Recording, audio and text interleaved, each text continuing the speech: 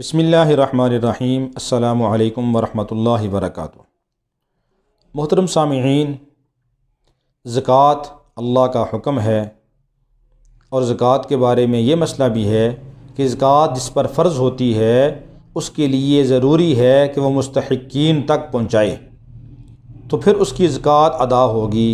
अगर कोई आदमी गैर मुस्तहिक़ को देगा तो ज़कात अदा नहीं होगी। कुछ लोग ऐसे हैं कि जिनको आप मुस्तहिक़ हों फिर भी ज़कात नहीं दे सकते। मिसाल के तौर पे एक आदमी के ऊपर ज़कात फ़र्ज़ है, अब उसका वालिद मुस्तहिक़ है, गरीब है, मिस्कीन है, लेकिन ये आदमी अपने वालिद को ज़कात नहीं दे सकता।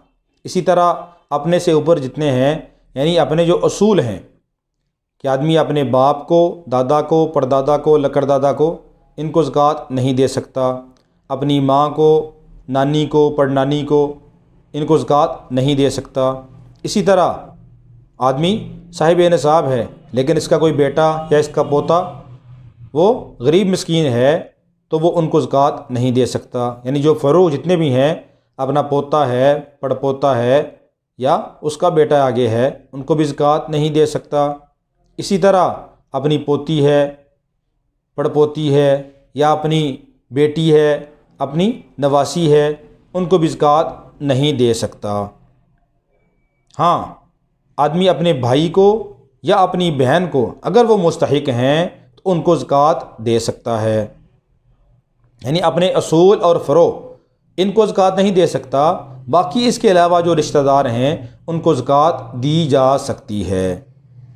और ज़कात के अंदर ये भी है कि ये चूँकि जैसे कि हदीस पाक के अंदर आता है कि अल्लाह के नबी ने फरमाया कि ये औसाखुन्नास इन्नमा हिया औसाखुन्नास, ज़कात का माल ये लोगों के मैल कुचैल है। फरमाया कि ये मैल कुचैल जो होता है, ला तहिल्लु लि मुहम्मदिन वला लि आलि मुहम्मदिन, कि ये मैल कुचैल, ये चूँकि सारे माल का मैल कुचैल है ज़कात का माल, लिहाजा ये मोहम्मद सल्लल्लाहु अलैहि वसल्लम और आले मोहम्मद सल्लल्लाहु अलैहि वसल्लम के लिए हलाल नहीं है। तो ये ज़कात का माल सैयद ख़ानदान के लिए, सादात के लिए जायज़ नहीं।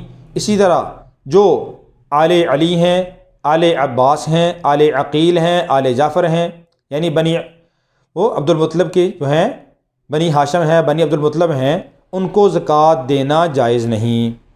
तो आले अली हम आवान हैं, तो आवान अगर आवानों का शजरा नसब भी हकीकी तौर पे हज़रत अली ही से मिलता हो, जैसा कि अमूमन यही उर्फ़ के अंदर मशहूर है, तो इनको भी ज़कात देना जायज़ नहीं है। क्योंकि ये भी हज़रत अली की औलाद हैं, तो हज़रत अली की औलाद को भी ज़कात देना जायज़ नहीं है।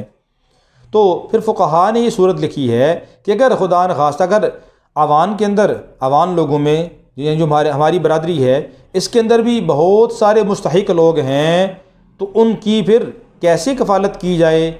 अगर ज़कात का पैसा, सदक़े का पैसा उनको नहीं दे सकते तो फिर क्या करें? तो फिर फ़ुक़हा ने इसकी ये सूरत लिखी है कि आदमी उस ज़कात के पैसों की तमलीक करा ले या किसी और बरादरी के लोगों को, कि जो सादात में से या आले अली, आले अक़ील, आले अब्बास, आले जाफ़र वगैरह में से ना हों, किसी और बरादरी में से हों, या मुसावात जो बरादरियाँ हैं उनमें से कोई आदमी हो और मुस्तहिक़ हो, तो उसको मसला समझा दिया जाए कि वो मालिक बन के फिर वो आपको हदिया कर दे और वो आपके पास फिर हदिया हो जाएगा। कुछ आप उसको भी कहें कि जो आपको ज़रूरत हो वो रख ले और बाकी और मैंने मुस्तहिक़ लोगों में तकसीम करनी है, तो चलो आपका भी भला हो जाएगा और दूसरों का भी भला हो जाएगा। तो इस तरह कुछ वो रख ले और कुछ आपको वापस कर दे, और जो आपको दे वो हदिया करेगा तो वो बतौर हदिया कि आप दूसरे लोगों को दे देंगे। यानी जिस वक्त आपने उसको दे रहे हैं अवान या सदात में से किसी और ख़ानदान के, किसी और बरादरी के आदमी को, तो उस वक़्त आपके लिए ज़कात का नियत करना ज़रूरी है, या जिस वक़्त आपने माल निकाला उस वक़्त नियत करना ज़रूरी है। लेकिन जब आप अपने रिश्तेदारों में से या सदात में से या आवान बरादरी में से किसी को दे रहे हैं, उस वक़्त नियत करना ज़रूरी नहीं है, क्योंकि ये आपके पास बतौर हदिया के माल आ चुका है, लिहाजा अब आप बतौर हदिया के उनको दे रहे हैं, तो ये शक्ल जायज़ हो जाएगी। तो इसलिए इसका ख़ास तौर पे हमें इसका एहतिमाम करना चाहिए कि ज़कात फ़र्ज़ है तो ज़कात को मुस्तहिक़ीन तक पहुँचाना भी फ़र्ज़ है। ये ना हो कि हम ज़कात भी देते रहें और हमारी ज़कात इंदल्ला अदा भी ना हो। तो इसलिए इसका ख़ास तौर पे ख्याल किया जाए कि मुस्तहिक़ीन तक पहुँचाना भी हमारे ज़िम्मे लाज़िम है। अल्लाह हम सब को इस पर अमल करने की तौफ़ीक़ अता फ़रमाए।